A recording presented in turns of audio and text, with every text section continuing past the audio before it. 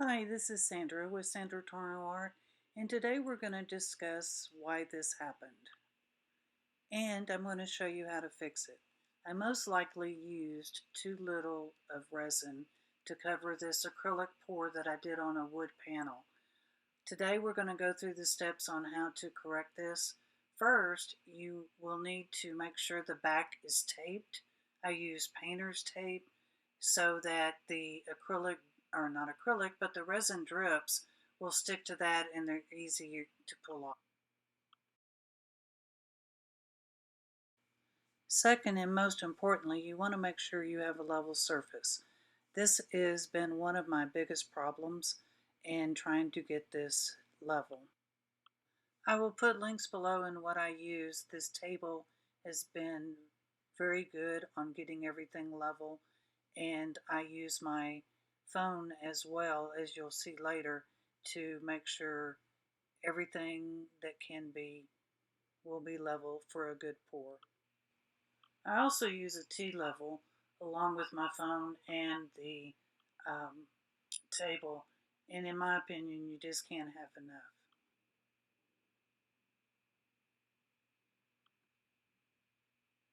I also use the wet and dry sandpaper to wet in a respirator for the resin dust. And here I'm going to show you how I spray the wet sandpaper because it keeps the resin dust down to a minimum, but I still wear the respirator, and I think it's very important that you do.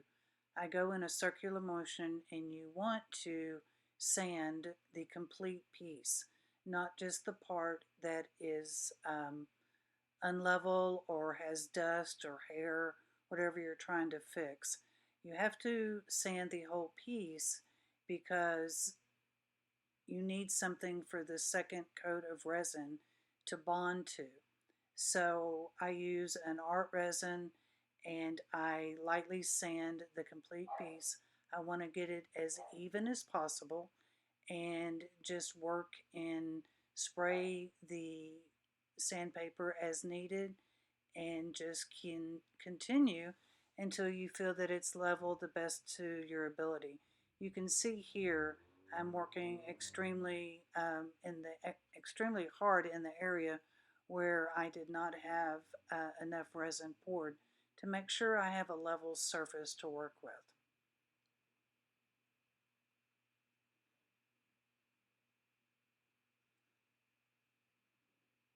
You also want to do the sides as well because you're going to re-pour the whole piece. So you want to make sure every piece has a scratch of sandpaper on it for, like I said, the good bond. It's not hard to do, it just takes a little patience and you need to go through the steps. I have in the past not been very good about making sure my piece is level, and 90% of the time that's when I get into trouble. So I have my procedure and it works for me. There's a lot of different ways you can do this. My way is not the best way or the only way, but it's the way that works for me, and I thought I would share it with you.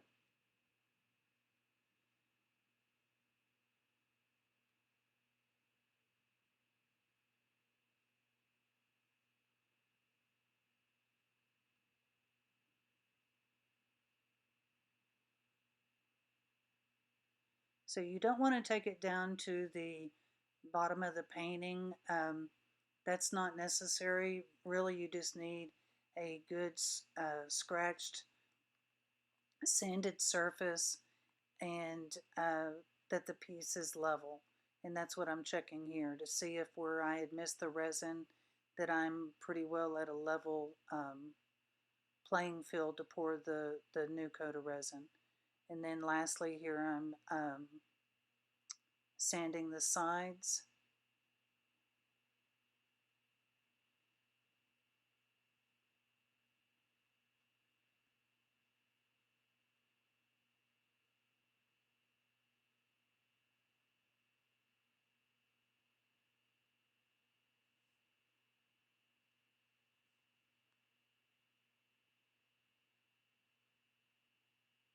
I do this outside because of where I paint. I want it to be dust free as much as possible. So I do my sanding outside in the garage. Then I use baby wipes to wipe away the dust that is on the piece. It just helps to not bring that indoors and to get you ready for the next step. As you can see, it has quite a bit of dust. Again, resin dust is not healthy for you, and I recommend wearing gloves and wearing a respirator. The wet sandpaper does help the dust not fly around so much, but I just don't like to take a chance, and I highly recommend that you wear gloves, wear a respirator, and do this in the garage if at all possible. The sanding part, at least. Even when I pour my resin, I wear a respirator. Um, the one that I use does not have any Vox, but I do use a torch on my resin, and it can cause toxic fumes. And so really that's the reason I don't want to take a chance, and I just use the respirator. So here I'm back indoors, and I'm using 70% alcohol to give it another clean up after I use the baby wipes.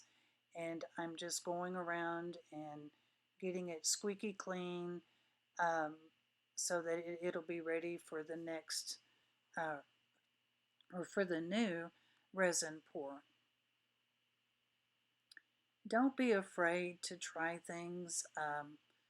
If it doesn't work, it may have cost you some paint or a panel board or a canvas, but unless you try, you just don't know if it's going to work or not.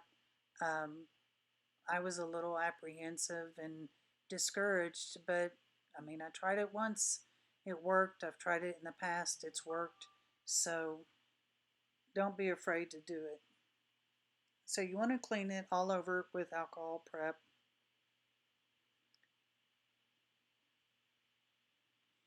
And then we're going to need to mix our resin, and depending on what art resin you use, follow the directions on the bottle. Now you don't need as much as you did when you originally poured this. For this piece, I used 3 ounces when I originally poured it, and when I did the re-pour, I used 2 ounces. So here I'm making sure my table is level with the tea level. I also use my phone. We have a level on our iPhones. You want to make sure it's level. That's all I can say, and I just can't stress that enough from experience that I have failed with. So here I'm measuring my resin. You mix for 3 minutes. I got that part out. I mixed 2 ounces, and I pour on the outside first, and then I go to the inside. My philosophy is I use a spreader, and I start in the middle and I spread out. I don't want it to go over the edges until I'm ready for it to go over the edges, if that makes sense. What I'm doing here is I'm making sure I've got an even coat on top. You're only using 2 ounces. It's plenty, but I just don't want it all falling over the sides, and I need it on top. So here I'm pouring the 2 ounces on. I'm going to get my tool that I use for resin spreading, and just work it around the top. I will end up using my hands to spread some of this, and I did cut some of this out because I am meticulous on how I do this. I always make sure every piece is covered. Yes, resin does auto level, but I can tell you from experience, if you don't make sure every piece of your canvas or wood panel or tile, whatever you're working with, is covered, you will probably end up with a mistake. And again, it's from experience and what I've found in the past. It was my fault actually on this piece that I didn't have enough resin. It did go over the side, and I didn't check it with a flashlight. If I had have checked this with a flashlight, I could have used some of the excess on the silicone mat to cover up my sparse area that ended up coming out thin. So just I just don't think there's enough precautions you can take. It's easy, but just be diligent, I guess is the best word. So here I'm lightly spreading it. I don't want it to go over. And in a minute, I'm going to lay this down and I'm going to use my hand to make sure that the top feels completely coated before I take it over the edge. And when I take it over the edge, I am very diligent on the edge of the canvas or wood panel or canvas, whichever you're working with. This is a wood panel, but I'm very diligent to make sure I get the edges and the uh, corners and the top edges before it goes over. Um, it seems that sometimes people spread that over, it falls off too quickly, and then you lose that and you don't have a good clean edge. I also go around with my hand and I go up underneath the panel board and just catch any drips that might be there.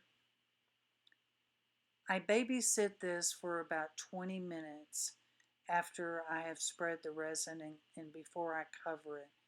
I end up, and I don't show all of this in here because it's repetitious, but typically what I do when I finish here, I will use my hand to go up underneath and wipe off the drips, and I will torch it. And then I will leave it for a short period of time, maybe 5-10 minutes, and come back and get a flashlight and see if there's anything that looks unusual. It could be a piece of dust, it could be anything. So here I'm using the flashlight to check and make sure I've turned out my lights and I'm using the flashlight, making sure there's no dust, no hairs, everything's covered, everything's shiny and level. And but if you do find something, you have about 40 minutes to work with resin. I have tweezers, I can use that, or I can use my um, spatula and pick off a piece of dust that may have happened. Um, it didn't happen in this one, but it has in the past. So you can work with that to get that piece of dust or um, so here there was something there, and I'm not sure if it was in the resin, but it came right out with the spatula. But you torch it in a circular motion, you catch the drips, you check for anything that's on the top, and I usually do that 2 or 3 times. And then when I finish, I'm ready to cover it, and I leave it for 24 hours. I do not pick it up, I do not look at it. Until 24 hours is up. And I'm going to tell you how adamant I am about this because so much can go wrong so fast. I actually turn my ceiling fan off in the room I do this. Excuse me. And I don't turn it back on until I uncover it in 24 hours. I also use an air purifier in my room. Resin can be some ugly stuff. And I turn on the air purifier for the 24 hours that it's curing. My house is old. I just don't take a chance. So this is what I do. Like I said, I might be doing an overkill on it, but it works for me. And if I would have caught this and looked at it with a flashlight before I covered it, I would have caught the mistake and could have just kept on going.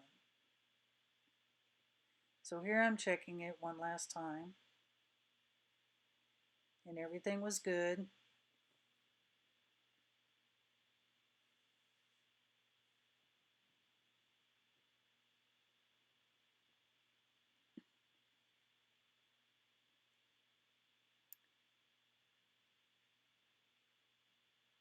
And I'm going to cover it, of course, with the Amazon box. We all have the Amazon box. This was an 8x10, and I keep about 3 different sizes here, and I cut the flaps off so you don't brush them against the piece when you cover it up. So I cover it up, and I'm done for 24 hours. There's my air purifier that I keep. And this is what it looked like 24 hours later. I took it outside, the same place that I had taken the original picture, and it was like glass. You could actually see the uh, reflection from the truck and the driveway in it, and it was perfectly smooth. This piece is actually for sale in a link below if you are interested. I always offer free shipping. And I thank you so much for watching, and I hope I see you again next time. Please don't forget to subscribe and to hit your notification button so you know when the next video is up. Thank you so much for watching. Bye bye now.